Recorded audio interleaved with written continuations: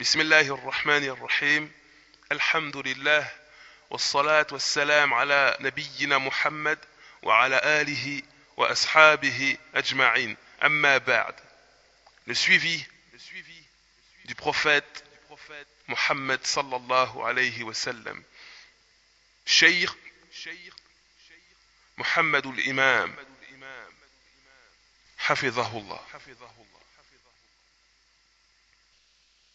رب العالمين يقول في كتابه الكريم مخاطبا نبيه قال: ولولا فضل الله عليك ورحمته لهمت طائفة منهم أن يضلوك وما يضلون إلا أنفسهم وما يضرونك من شيء وأنزل الله عليك الكتاب والحكمة وعلمك ما لم تكن تعلم وكان فضل الله عليك عظيما. وفي الآية الثانية: وكان فضل الله عليك كبيرا. فربنا أخبر أن فضله عظيم على نبيه الكريم عليه الصلاة والسلام، وهكذا فضل الله عظيم على متبع سنة الرسول عليه الصلاة والسلام. ولهذا يقول ربنا: ولولا فضل الله عليكم ورحمته ما زكى منكم من أحد أبدا ولكن الله يزكي من يشاء والله سميع عليم. ويقول: ولولا فضل الله عليكم ورحمته لاتبعتم الشيطان إلا قليلا. ففضل الله على المؤمن عظيم، الذي يزيده الله هدى ويكمل له التقى وكمال التوفيق منه سبحانه وتعالى. فرب العالمين يختص من يشاء باتباع الرسول عليه الصلاة والسلام ويصطفي من يشاء لهذه الوظيفة العظمى ولهذه العبودية الكبرى. Allah, le Seigneur de l'univers, nous informe dans son noble livre, s'adressant à son messager: ولولا فضل الله عليك ورحمته لهمت طائفة منهم أن يضلوك وما يضلون إلا أنفسهم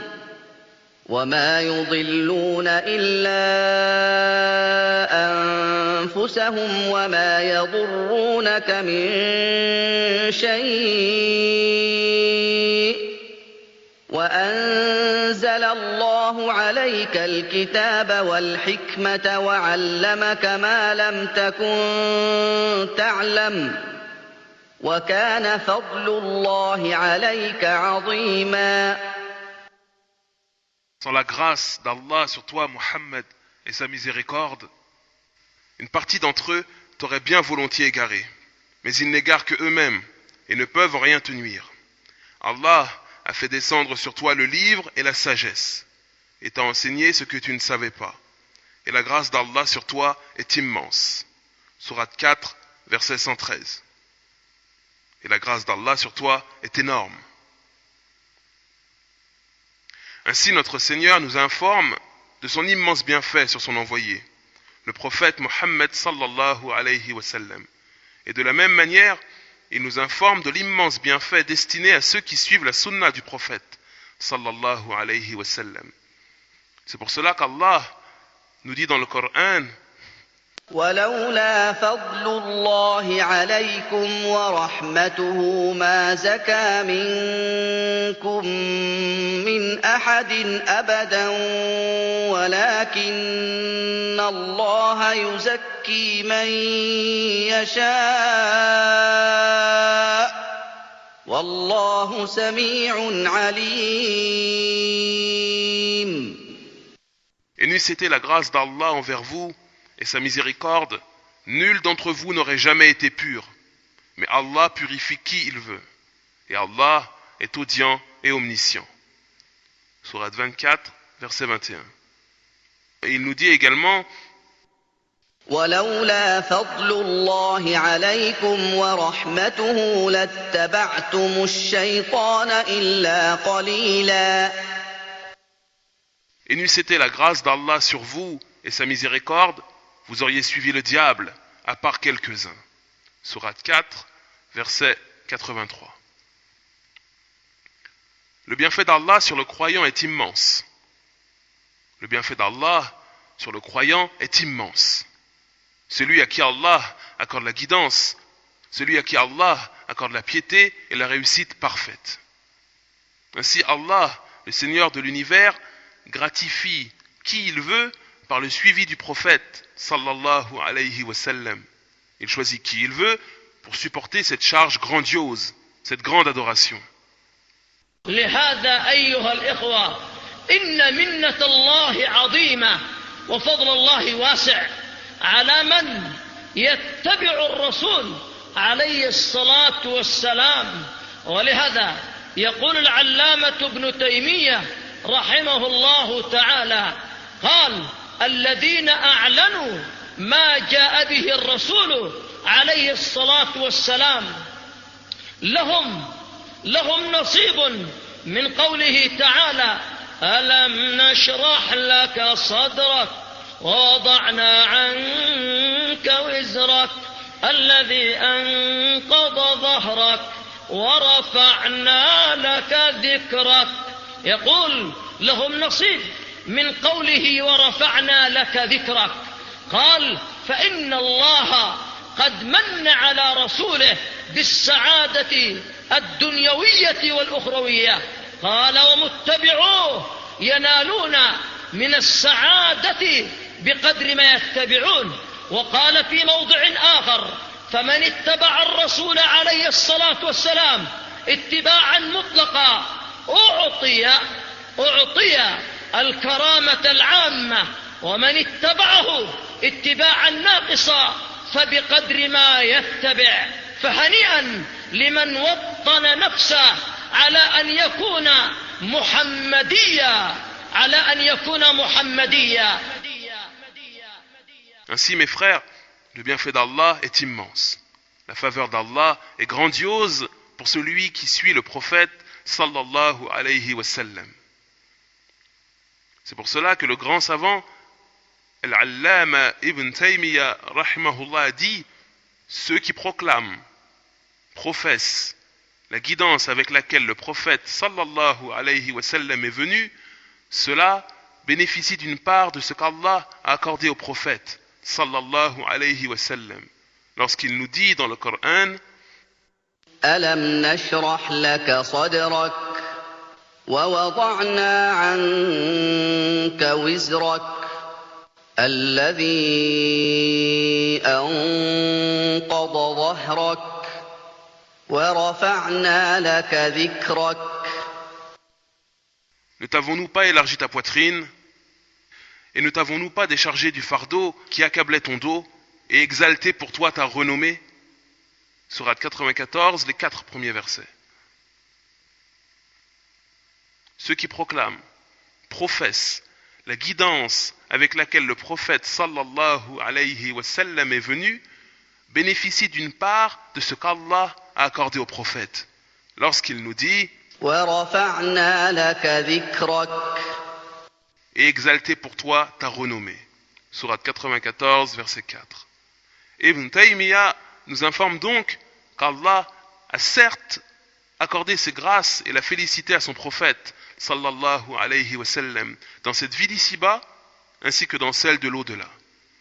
Et ceux qui suivent le prophète, sallallahu alayhi wa sallam, bénéficient de cette félicité, et cela en fonction de leur suivi. Il a dit par ailleurs, celui qui suit le prophète, sallallahu alayhi wa sallam, d'une manière parfaite, d'une manière complète, se verra grandement honoré. Quant à celui qui le suivra d'une manière incomplète et imparfaite, alors ce sera en fonction de son suivi de la sunna. Donc, que se réjouisse celui qui s'efforce le plus possible d'être conforme à la voie du prophète sallallahu alayhi wa sallam. ربنا يخبرنا عن خليله إبراهيم قال وإذ قال إبراهيم رب اجعل هذا البلد آمنا واجنبني وبني أن نعبد الأصنام رب إنهن أضللن كثيرا من الناس فمن تبعني فإنه مني. انظروا إلى عظيم الاتباع وإلى عظيم الشرف فيه. فمن تبعني فإنه مني. أنت عند أن تتبع رسولك تسير من رسولك عليه الصلاة والسلام، وعند أن تترك الاتباع تفارق رسولك عليه الصلاة والسلام. وها هو ربنا يخبرنا متحدثا عن عيسى عليه السلام وعن أتباعه. قال وجاعل الذين اتبعوك فوق الذين كفروا إلى يوم القيامة. قال العلماء فوقهم بالنصر والغلبة، فوقهم المتبعون للأنبياء والرسل دائما وبإذن رب العالمين الغلبة لهم على الأعداء، والنصر من الله لهم، والتمكين في الأرض لهم من الله إن كانوا صادقين في الاتباع وإن كانوا ثابتين على الاتباع. فرب العالمين يخبر أن أتباع المسيح عليه السلام إن استمروا على ذلك فمنصورون إلى أن تقوم الساعة على الذين لم يتبعوا. وهكذا أتباع الرسول عليه الصلاة والسلام من هذه الأمة.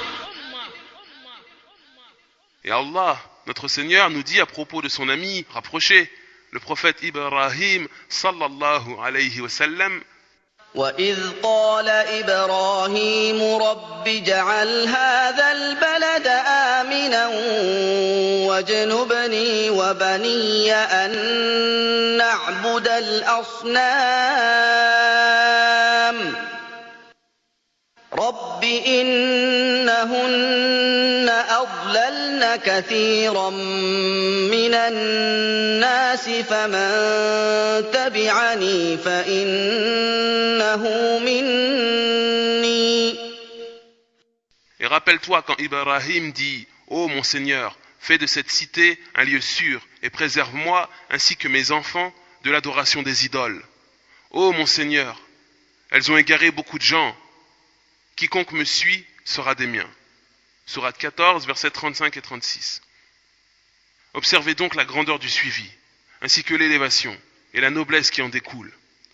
Allah nous informe que le prophète Ibrahim sallallahu alayhi wa sallam a dit: et celui qui me suit fera partie des miens. Ainsi, te voici confronté à deux choix. Tu te retrouves entre le fait de t'affilier et suivre ton prophète sallallahu alayhi wa sallam et le fait de délaisser le suivi et te séparer de ton prophète sallallahu alayhi wa sallam. Et Allah, notre Seigneur, nous informe dans le récit de Isa alayhi salam et de ceux qui l'ont suivi. Il nous dit: إذ قال الله يا عيسى إني متوفيك ورافعك إلي ومطهرك من الذين كفروا وجاعل الذين اتبعوك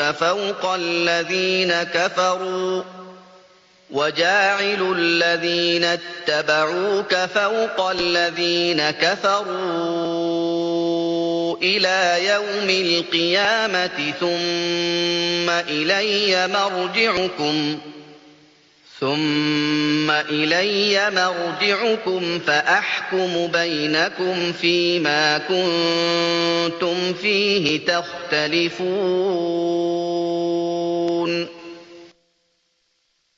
Je vais mettre ceux qui te suivent au-dessus de ceux qui ne croient pas, et ce jusqu'au jour de la résurrection. Sourate 3, verset 55.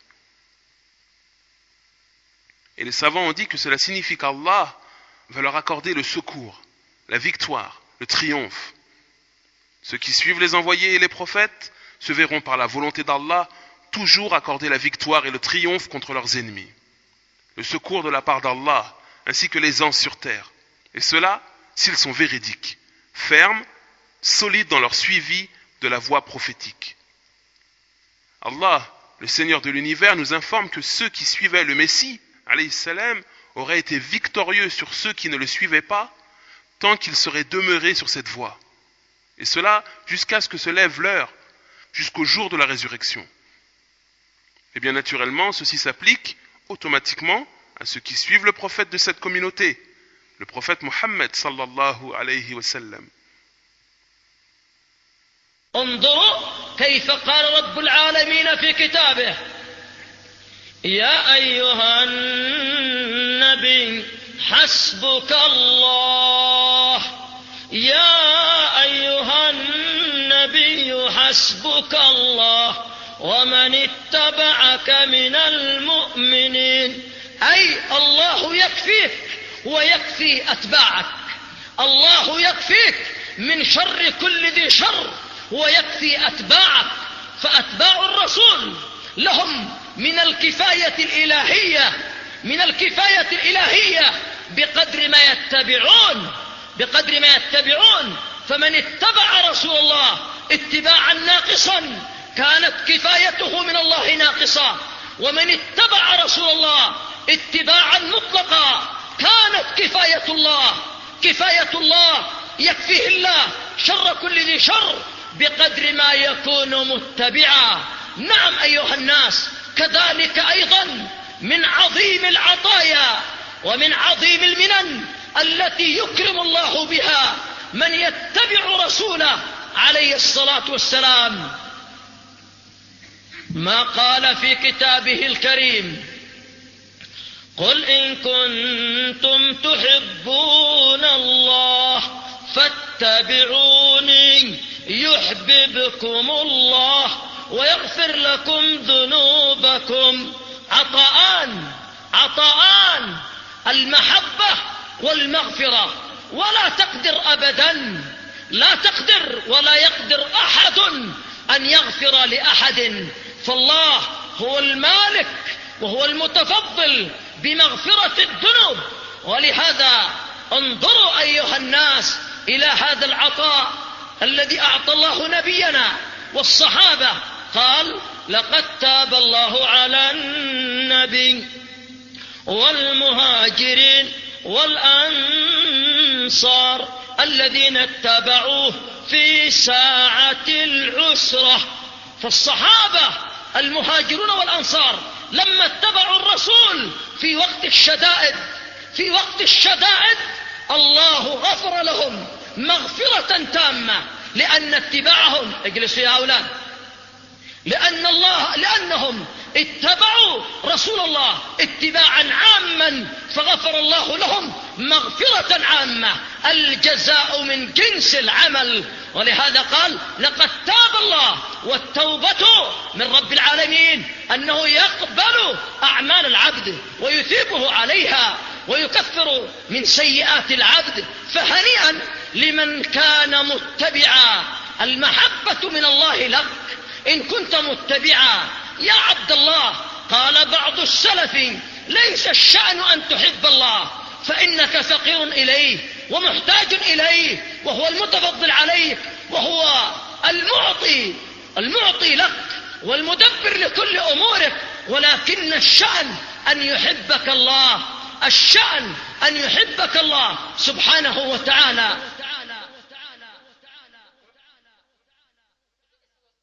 Observez donc cette parole du Seigneur de l'univers. lorsqu'il dit يا أيها النبي حسبك الله ومن اتبعك من المؤمنين. Ô prophète, Allah et ceux des croyants qui te suivent te suffisent. Sourate 8, verset 64. C'est-à-dire qu'Allah te suffit, et ceux qui te suivent te suffisent également.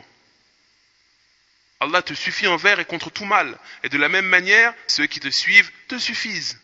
Ceux qui suivent le prophète, sallallahu alayhi wa sallam, se voient accorder le secours divin, et cela en fonction de leur suivi. Ainsi, celui qui observera un suivi incomplet se verra accorder un secours incomplet de la part d'Allah. Quant à celui qui suivra le prophète, sallallahu alayhi wa sallam, de manière complète, se verra accorder une suffisance, un secours complet de la part d'Allah. Allah lui suffira, envers et contre tout mal, et ceci en fonction de son implication dans le suivi de la voie prophétique. Et parmi les immenses gratifications, les grâces sublimes qu'Allah accorde à celui qui suit son messager, sallallahu alayhi wa sallam, on trouve l'amour et le pardon. Allah nous dit par la bouche de son messager, sallallahu alayhi wa sallam, قل إن كنتم تحبون الله فاتبعوني يحببكم الله ويغفر لكم ذنوبكم والله غفور رحيم. Si vous aimez vraiment Allah, suivez-moi. Allah vous aimera alors et vous pardonnera vos péchés. Allah est pardonneur et miséricordieux. Sourate 3, verset 31. Deux gratifications immenses, l'amour et le pardon. Et nul ne sera jamais capable d'estimer ceci à sa juste valeur, ni d'accorder ce pardon à qui que ce soit. Allah, c'est lui le roi, c'est lui qui accorde la rémission des péchés. Observez donc ce grand don, cette grâce qu'Allah a accordée à notre prophète sallallahu alayhi wa sallam, ainsi qu'à ses compagnons lorsqu'il nous dit لقد تاب الله على النبي والمهاجرين والأنصار الذين اتبعوه في ساعة العسرة. Allah a accueilli le repentir du prophète, celui des muhajirin et des ansar qui l'ont suivi à un moment difficile. Sourate 9, verset 117. Les muhajirun sont ceux qui ont émigré de la Mecque à Médine, et les ansar sont les habitants de Médine, ceux qui ont accueilli le prophète sallallahu alayhi wa sallam, ainsi que les compagnons de la Mecque. Ces compagnons qui ont suivi le prophète sallallahu alayhi wa sallam quand la répression était dure et que les circonstances étaient extrêmement difficiles, Allah leur a tout pardonné. Allah leur a accordé un pardon total, car ils ont suivi le messager d'Allah sallallahu alayhi wa sallam de manière totale. Telle fut leur récompense. La meilleure des récompenses pour la meilleure des œuvres. C'est pour cela qu'Allah nous informe qu'il les a pardonnés. Et le pardon de la part du Seigneur de l'univers est une chose grandiose, car c'est lui qui accepte les œuvres du serviteur et le récompense en fonction de celles-ci, et il efface de bon gré les mauvaises actions du serviteur. Que se réjouissent donc ceux qui suivent la voie prophétique. Et l'amour d'Allah est pour celui qui suit la voie du prophète, sallallahu alayhi wa sallam. Ô serviteur d'Allah, parmi les pieux prédécesseurs, certains disaient, l'important en fin de compte n'est pas que tu aimes Allah, car tu es dépendant de lui, sous tous les aspects. Tu es nécessiteux vis-à-vis de lui. Tu as besoin de lui pour toute chose. Et c'est lui qui accorde ses bontés. C'est lui qui te gratifie de ses bienfaits. Et c'est lui qui gère toutes choses. Donc en fin de compte, l'essentiel n'est pas que tu aimes Allah, mais plutôt qu'Allah, le Tout-Puissant, t'aime.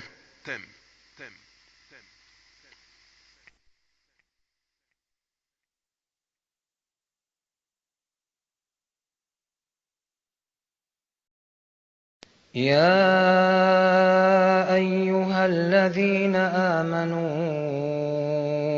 وإذا لقيتم فئة فاثبتوا واذكروا الله كثيرا لعلكم تفلحون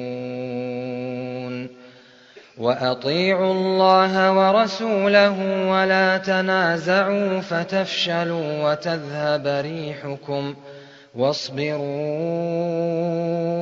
إن الله مع الصابرين ولا تكونوا كالذين خرجوا من ديارهم بطرا ورئاء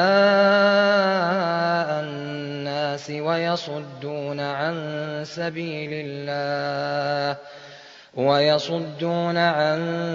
سبيل الله والله بما يعملون محيط وإذ زين لهم الشيطان أعمالهم وقال لا غالب لكم اليوم من الناس وإني جار لكم فلما تراءت الفئتان نكص على عقبيه وقال إني بريء منكم إني أرى ما لا ترون إني أخاف الله والله شديد العقاب إذ يقول المنافقون والذين في قلوبهم مرض غر هؤلاء دينهم ومن يتوكل على الله فإن الله عزيز حكيم ولو ترى إذ يتوفى الذين كفروا الملائكة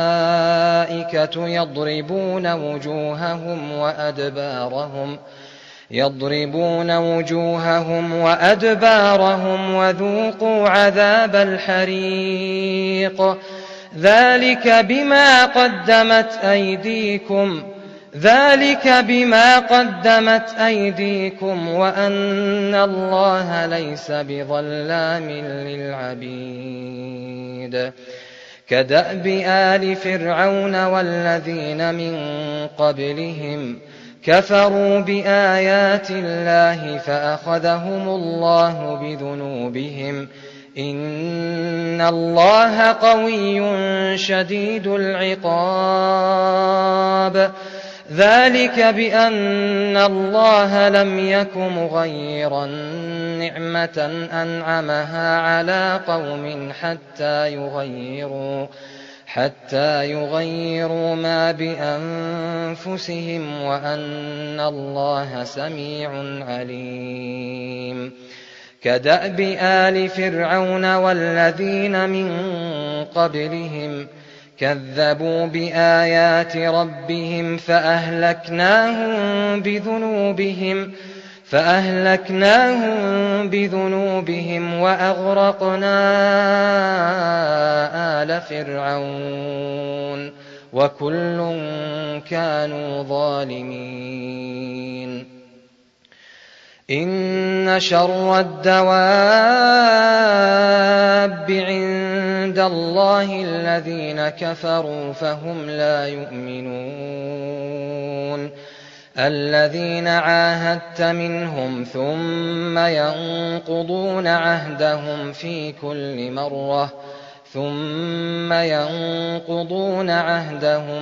كل مرة وهم لا يتقون فإما تثقفنهم في الحرب فشرد بهم من خلفهم لعلهم يتقون